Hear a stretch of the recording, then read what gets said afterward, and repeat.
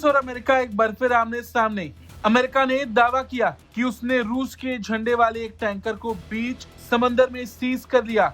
बताया जा रहा कि अमेरिकी स्पेशल फोर्सेस ने इस ऑपरेशन को अंजाम दिया, जिसे अब कोस्ट गार्ड ने अपने कब्जे में ले लिया।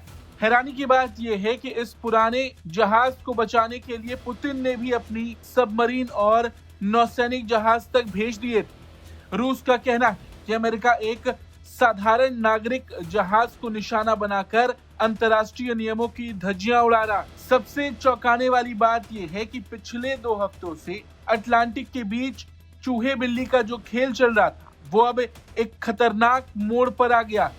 और सोचिए, ये सब कुछ हुआ एक पुराने जंग लगे तेल टैंकर के लिए, जिसका नाम मैरिनेरा है। इस टैंकर का पुराना नाम बेला 1 था। ये वेनेजुला गया था तेल भरने, लेकिन वहां से खाली हाथ लौटा। अमेरिका को शक हुआ कि ये रूस की उस डार्क फ्लीट का हिस्सा है जो चोरी छिपे तेल की सप्लाई कर रही है। पाबंदियों के बाद 2 हफ्ते तक अमेरिकी कोस्ट गार्ड ने इसका पीछा किया।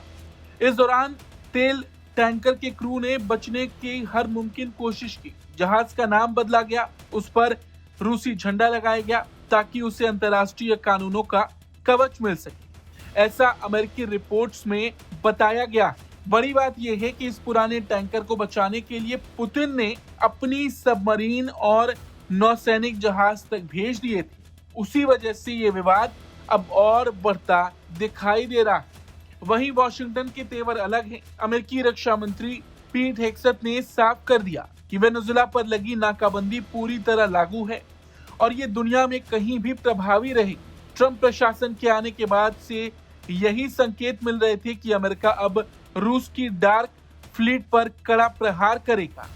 ये टकराव ऐसे वक्त में हुआ जब यूक्रेन युद्ध की वजह से पहले ही दोनों देशों के बीच तनाव चरम पर है।